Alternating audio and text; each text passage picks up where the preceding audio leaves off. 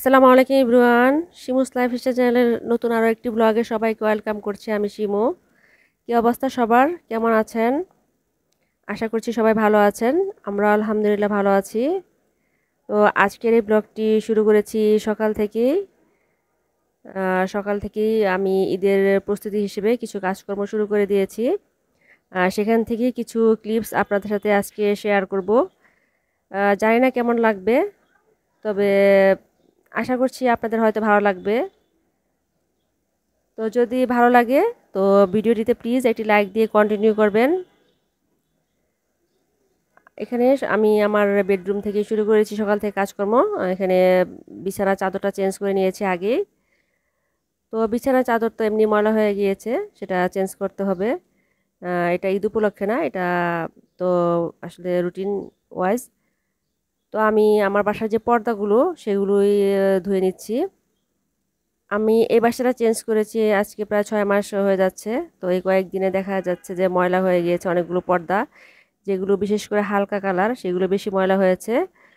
তো সেখান থেকে যেগুলো যেগুলো বেশি ময়লা সেগুলোই আগে ধুয়ে নিচ্ছি। ঈদের যেহেতু খুব বেশি দিন নেই, আর আমার হেল্পিং হ্যান্ড সেও বাড়িতে চলে যাবে, কিছু কিছু কাজ করে রাখছি তাকে দিয়ে। আর পর্দা ধোয়াদের কাজ কিন্তু অনেক ঝামেলার। আমার তো পর্দা ধুতে গেলে হাত ব্যথা হয়ে যায়।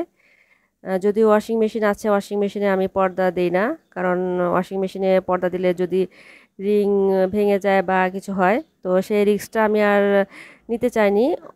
অনেকের ভিডিওতে দেখেছি আমি পর্দা ওয়াশিং মেশিনে ধুতে। তো আমি হাতেই ধুয়ে নিয়েছি আমার হেল্পিং হ্যান্ডকে সাথে নিয়ে। দেখা যাচ্ছে যে ওকে একা যদি সবগুলো পর্দার দায়িত্ব দেওয়া হয় ও অসুস্থ হয়ে যাবে, পরে উল্টো আমারই কষ্ট হবে। সেজন্য দুজন মিলেই প্রতিদিন দুটা তিনটা করে ধুয়ে নিচ্ছি। যেহেতু জানলাগুলো বড়, তো পর্দাগুলো কিন্তু বড় বড়, একটা ধুতে গেলেই হাত ব্যথা হয়ে যায়। ঈদ আসা মানে আনন্দ, আর ঈদের সেই আনন্দ শুরু হয় কিন্তু ঘরবাড়ি গুছানোর মধ্যে দিয়ে।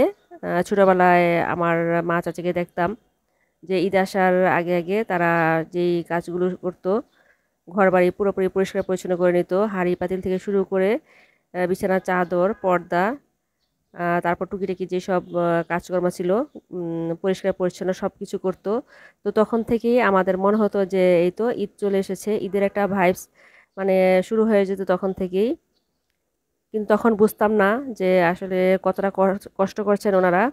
এখন বুঝতে পারছি নিজেরা সংসার লাইফে এসে।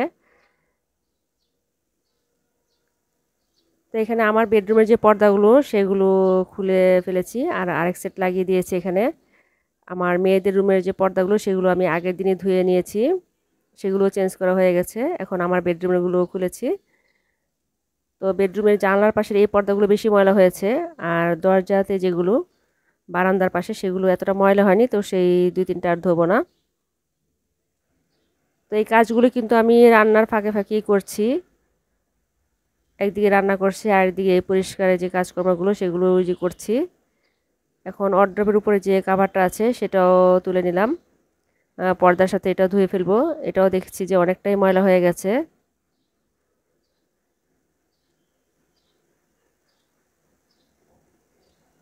একদিকে আমার হাতে প্রচণ্ড ব্যথা। আমি এখন যখন ভয়েস দিচ্ছি মাইক্রোফোন হাতে নিয়ে, আমার কিন্তু প্রচণ্ড হাত ব্যথা করছে। 2 দিন ধরে ব্যথার ওষুধ খাচ্ছি। এই হাত ব্যথার জন্য আমি ভারী কাজগুলো করতে আমার অনেক কষ্ট হয়ে যায়। যদি অতিরিক্ত কাজের চাপ পড়ে তারপর দেখা যায় যে 3-4 দিন আমি খুবই অসুস্থ থাকি। আর এই অসুস্থতার জন্যই আমার অনেক সময় ভিডিও কিন্তু আমি রেগুলার দিতে পারি না, আর চ্যানেলটাও ডাউন হয়ে যায়। করার কিছু নেই, সুস্থতা আল্লাহ তাআলার নেয়ামত। তো অসুস্থ থাকলে তো আর সংসারের কাজগুলো করাই কষ্ট হয়ে যায়, আর সেখানে ভিডিও করে আপলোড করা সেটা অনেক কষ্ট। তো আল্লাহ তাআলা সবাইকে সুস্থ রাখুক সেই দোয়া করি। আমার জন্য আপনারা দোয়া করবেন। তো এখানে চিংড়ি মাছ রান্না করেছি দুপুরে আজকে কাঁঠালের বিচি দিয়ে। কাঁঠালের বিচিগুলো আগে সিদ্ধ করে নিয়েছি হালকা করে, কারণ কাঁঠালের বিচি সিদ্ধ হতে অনেকটা সময় লাগে। ভাবলাম যে চিংড়ি মাছের সাথে যেহেতু চিংড়ি মাছটা তো আগেই সিদ্ধ হয়ে যাবে, তো কাঁঠালের বিচি আগে দিয়ে নিয়েছি। আর এখান থেকে চিচিঙ্গা ভাজি আমার রান্না হয়ে গেছে, ছোট বাটিতে রাখলাম। আর এখন ডাল যে রান্না করলাম সেটাও ঢেলে নিচ্ছি। আজকে ডাল আমি ঘন করে রান্না করেছি, প্রতিদিন একরকম করে খেতে ভালো লাগে না। আর ডাল আমার বাসায় প্রতিদিনই রুটিন, তো এই জন্যে মাঝে মাঝে একটু চেঞ্জ করে রান্না করি, কোনোদিন ঘন করে, আবার কোনোদিন চচ্চড়ি শুকনা, আবার পাতলা ডাল তো আছেই। আমার হাজব্যান্ড পাতলা ডাল খেতে বেশি পছন্দ করে, তো আমার কিন্তু ঘন ডালটাই বেশি ভালো লাগে। আর এখানে তো ভাতও হয়ে যাচ্ছে প্রায়। তো রান্নাঘরের কাজগুলো শেষ করে রান্নাঘরটা পরিষ্কার করে তারপর আমি যে পর্দাগুলো খুলেছি সেগুলো ধুয়ে ফেলবো। পরের দিন আরও কিছু পর্দা খুলবো, সেগুলো হেল্পিং হ্যান্ডকে নিয়ে আবারও ধুতে হবে। সেজন্য ভাবলাম যে কিছু পর্দা আগেই ধুয়ে ফেলি, যতটুকু পারা যায় আর কি, দুজন মিলে শেষ করে ফেলবো। যেহেতু অনেকগুলো জানালা আর বারান্দার দরজা সব মিলিয়ে পর্দা অনেকগুলো।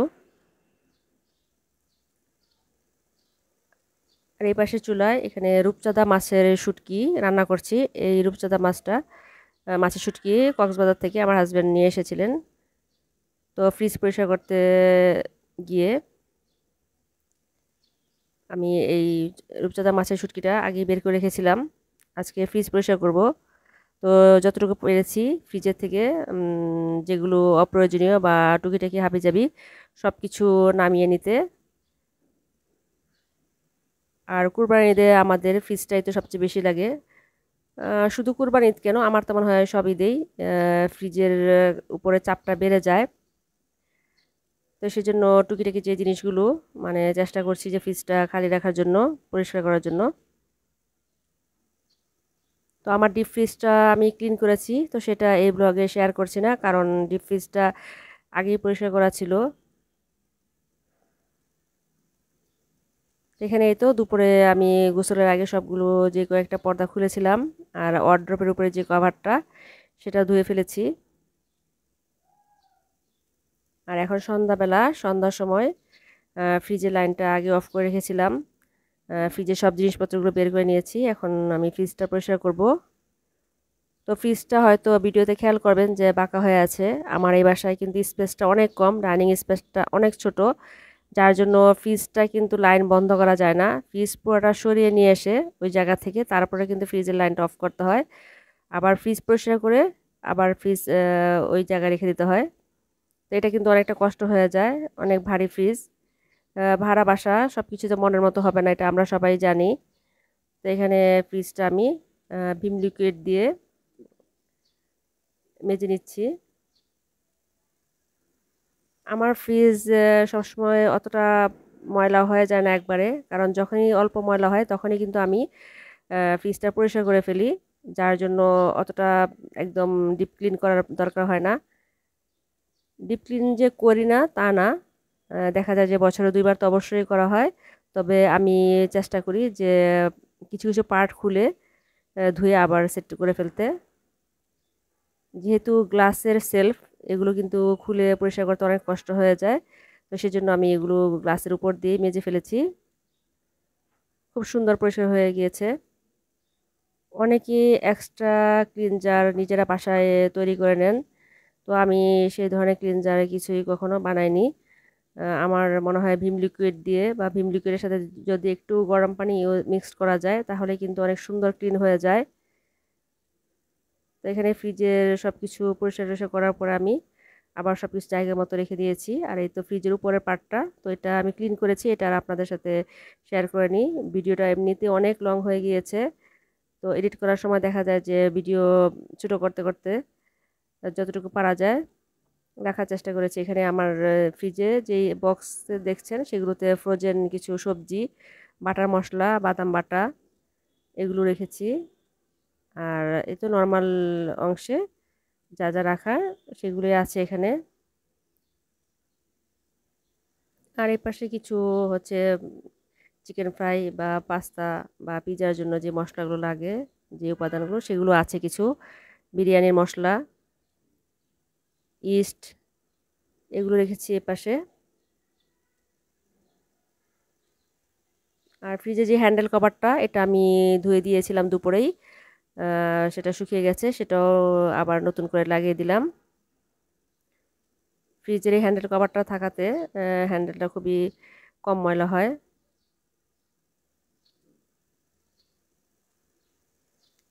তো আপুরা, আপনাদের ঈদের প্রস্তুতি কার কেমন চলছে?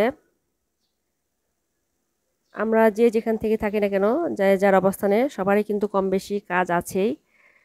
যারা আমরা বাড়িতে যাচ্ছি দেখা যাবে যে সেখানেও কিন্তু কাজের শেষ নেই। বাড়িতে যাওয়ার আগেও কিন্তু অনেক কাজ থাকে, বাসা বাড়ি গুছিয়ে যাওয়া, আবার আসার পরে সেগুলো ক্লিন করা। তো সবার কাজই কিন্তু সমান। এখানে আমি আমার যে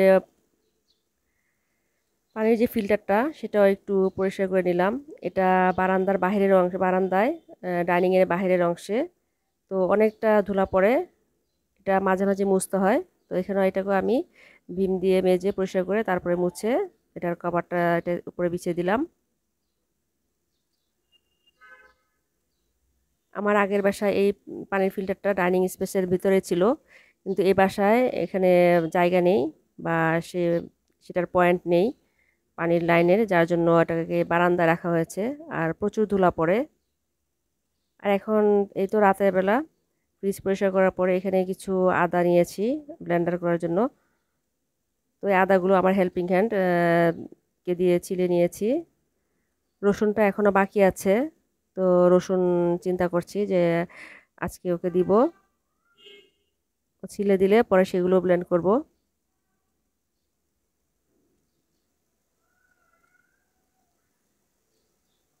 তো টুকটাক করে কাজ কিন্তু শেষ নেই, একটার পর একটা কাজ দেখি বেরিয়ে হচ্ছে। আর পরিষ্কারের কাজগুলো করতে গেলে আমার কাছে মনে হয় যে একটা করতে গেলে 3-4টা আমার কাছে চোখের মধ্যে ভাসে, কোনটা রেখে কোনটা করব। তো সবার ক্ষেত্রে কি হয় জানি না, কিন্তু আমার ক্ষেত্রে তখন একদম এলোমেলো লেগে যায়। এটা রেখে মানে কোনটা রেখে কোনটা করব। আর এদিক থেকে সময় মনে হচ্ছে যে চলে যাচ্ছে, যেহেতু 17 তারিখে ঈদ, আর বেশি দিন নেই, 3-4 দিন আছে। আর তো এর মধ্যে সব কাজ শেষ করতে হবে। এটা এটা হচ্ছে আমার বেডরুমের দরজা, এটার পর্দাও চেঞ্জ করে দিলাম। ড্রয়িং রুমের পর্দাগুলো এখনও বাকি আছে ধোয়ার, সেগুলো ধুয়ে নিব। সেগুলো অনেক বেশি ময়লা হয়েছে যেহেতু অফ হোয়াইট কালারের। আর এখানে হচ্ছে কিছু পাতলা কম্বল, এগুলো এসি রুমের জন্য। যখন এসি ব্যবহার করি তখন এই কম্বলগুলো কিন্তু কাজে লাগে। তো এগুলো অনেকটা ময়লা হয়ে গেছে মেয়েদের রুমের এবং আমার রুমের, তো সেগুলো আমি ওয়াশিং মেশিনে দিয়ে দিলাম। কম্বল সাধারণত ওয়াশিং মেশিনে ধুই, কারণ কম্বল হাতে ধুতে গেলে অনেক ভারী হয়ে যায়, আর হেল্পিং হ্যান্ডরাও সহজে কম্বলগুলো ধুতে চায় না। তো এখানে 3টা কম্বল আছে, সেগুলো এখন আমি নেড়ে দেব।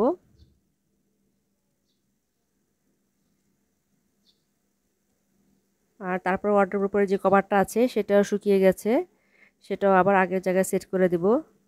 তো টুকটাক করে কিন্তু কাজ চলছেই। ঈদের আগে হয়তো আরেকটি ব্লগ দেওয়ার চেষ্টা করব, সেটাতেও কিছু ক্লিনিং কাজ থাকবে। তো ভিডিও এই পর্যায়ে এসে আবারও আপনাদের কাছে রিকোয়েস্ট করছি, প্লিজ যদি ভালো লাগে কিছু অংশ ভিডিওটির একটি লাইক দিবেন আর কমেন্ট করে জানাবেন কেমন হয়েছে। আর কে কোথায় ঈদ করেছেন আপুরা সেটাও কমেন্ট করে জানাতে পারেন আপনারা। আর দেখতে দেখতে ভিডিওর প্রায় শেষ পর্যায়ে চলে এসেছি। যদি কোনো ভুল ত্রুটি হয়ে থাকে প্লিজ ক্ষমা সুন্দর দৃষ্টিতে দেখবেন। আর আশা করছি পরবর্তী আবার কোনো ভিডিওতে দেখা হবে। সেই পর্যন্ত সবার সুস্বাস্থ্য কামনা করে আমি আজকের মতো এখানে বিদায় নিচ্ছি। আল্লাহ হাফেজ, আসসালামু আলাইকুম।